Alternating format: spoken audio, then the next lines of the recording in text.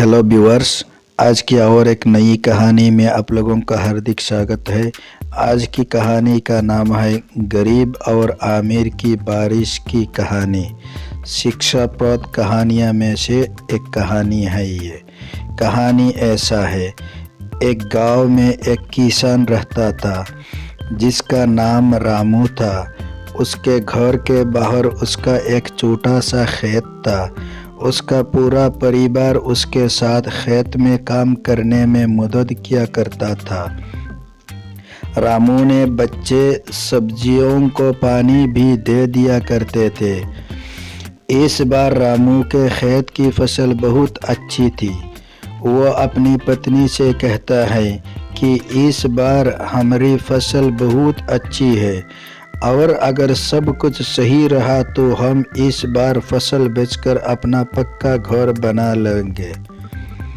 इतना कहने के बाद वो अपनी पत्नी सरला से कहता है कि मैं बाजार जा रहा हूँ कुछ सब्जियों और धान को बेचने के लिए।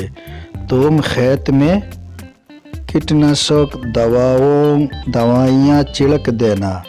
इतना कहने के बाद वो बाजार चला जाता है और इधर उसकी पत्नी और बच्चे खेत का सारा काम ख़त्म कर देते हैं। जब रामू बाजार से वापस आता है तो वो बहुत खुश होता है और अपनी पत्नी से कहता है कि हमारी सब्जियां उच्च गुणवत्ता वाली है।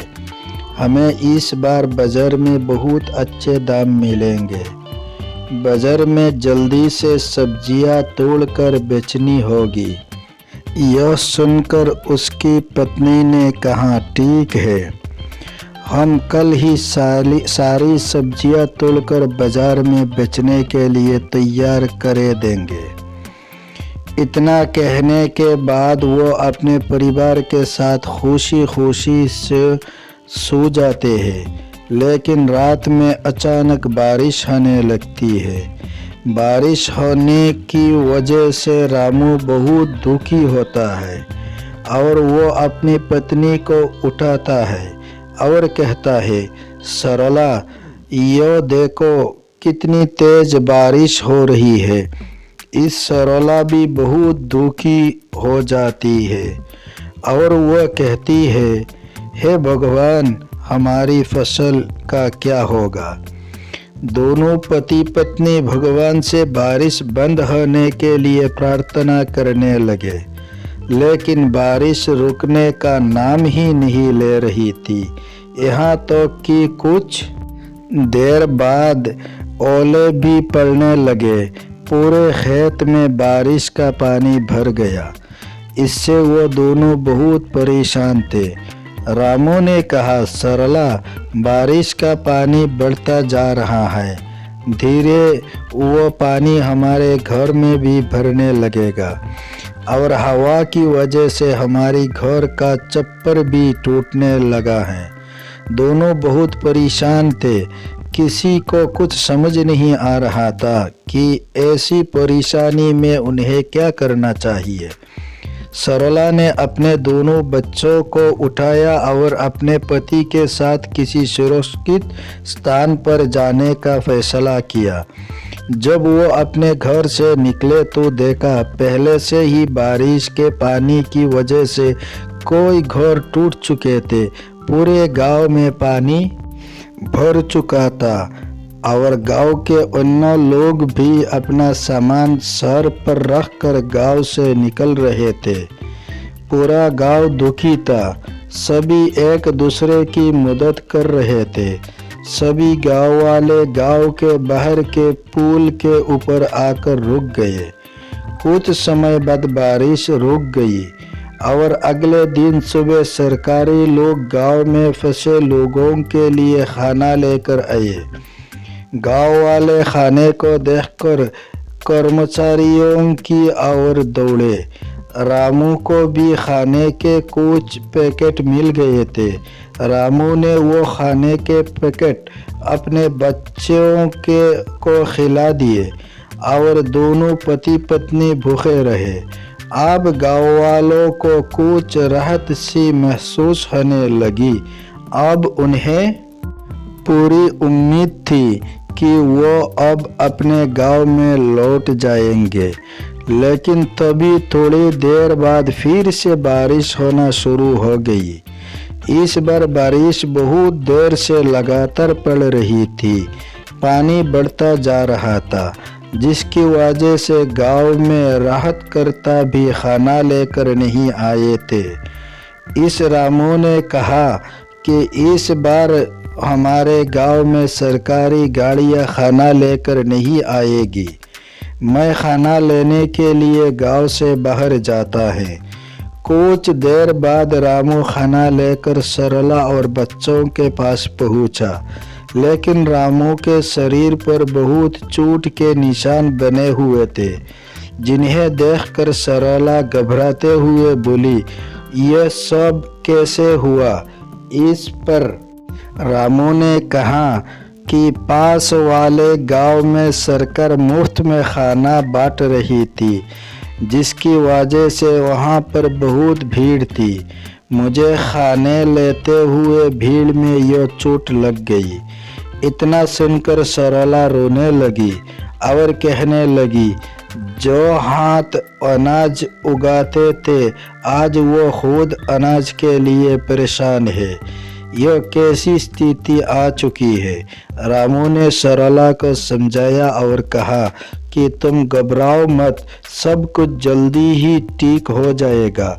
इसके बाद रामू ने अपने बच्चों को खाना दिया, लेकिन बच्चों ने कहा, आप भी इसमें से हमारे साथ खाना खाइए, क्योंकि आप दोनों ने कल से कुछ भी नहीं खाया है। बच्चों ने सरला और रामू के साथ खाना खाया। यह देखकर सभी को बहुत अच्छा लगा। सभी का हंसता खोलता परिवार पूरी तरह से परेशान था। इसके बाद धीरे धीरे बारिश कम होने लगी और सभी गांव वाले अपने अपने घर लौटने लगी। जब रामू अपने परिवार के साथ घर पहुंचा तो देखा रामू का पूरा घर उनका टूट चुका था। इस पर सरला बहुत ज़्यादा दुखी थी। रामू ने कहा कि हम घर फिर से बना लेंगे। सरला ने कहा, और खाने के लिए कहाँ से लाएंगे? बच्चों ने कहा कि अभी भी कुछ सब्जियां खेत में बची हुई है, हम उनको तोड़कर ले आते हैं।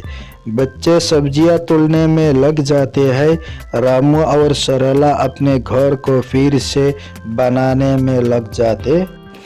तभी उनके एक व्यक्ति अपने घर की ओर आता हुआ दिखाई देता है। वह बोलता है कि मैं सरकार की तरफ से आया हूँ। मुझे यह देखना कि आपका इस बारिश की आपदा में कितना नुकसान हुआ है, क्योंकि सरकार आपको आपके नुकसान का पूरा मुआवजा देगी और आपको एक पक्का घर भी बना कर देगी। ऐसा सुनने के बाद सरला को बहुत अच्छा लगा। रामू और सरला ने अपने बारे में सारी इन्फॉर्मेशन उस सरकारी व्यक्ति को दे दी। यह सारी जानकारी लेने के बाद वहां से चला गया और कुछ सरकारी कर्मचारी गांव में राशन देने के लिए आए। राशन लेने के बाद रामू और गांव वालों ने उन कर्मचारियों को बहुत बहुत धन्यवाद दिया। कर्मचारियों ने कहा, आप एक किसान हैं जो कि पूरे देश के लिए अनाज उगाते हैं। आपकी मदद करना हमारा कर्तव्य है। इतना कहने के बाद वो गांव से चले गए। इसके कुछ दिन बाद रामू के गांव में सरकार की बहुत सारी गाड़ियां आई और जिन लोगों के भी बारिश की वजह से घर टूटे थे उन सभी लोगों को मजबूत और पक्के घर बनाकर दिए गए। आज सरला की आंखों में खुशी के आंसू थे। इस पर सरला ने कहा कि हे भगवान, मैं अनजाने में आपको बहुत कुछ बुरा भला कहा, मुझे इसके लिए माफ़ कर देना। भगवान को धन्यवाद कहते हुए वो बहुत बहुत खुश हुए। रामू के परिवार को अंत में पक्का मकान भी मिल गया और आर्थिक मदद भी मिल गई। इसके बाद उन्होंने फिर से फसल उगाई। हालांकि बारिश का कहर रामू और पूरे गांव वालों पर बहुत बरसा, लेकिन अंत में सब कुछ ठीक हो गया और सभी गांव वाले बहुत खुश थे। उस कहानी का सीख, मोरल ऑफ द स्टोरी, इस कहानी से हमें यह शिक्षा मिलती है कि जब अमीर लोग अपने पक्के घरों में बारिश का आनंद लेते हैं, वही एक गरीब किसान अपने खेतों को बचने के लिए भगवान से प्रार्थना करता है। आज भी कोई गांव ऐसा है जहां पर बारिश के कारण लोगों के घर टूट जाते हैं। हेलो व्यूअर्स, अगर ये कहानी आप लोगों को अच्छा लगे तो प्लीज़ एक लाइक कर देना और मेरे चैनल को भी साथ में सब्सक्राइब कर देना।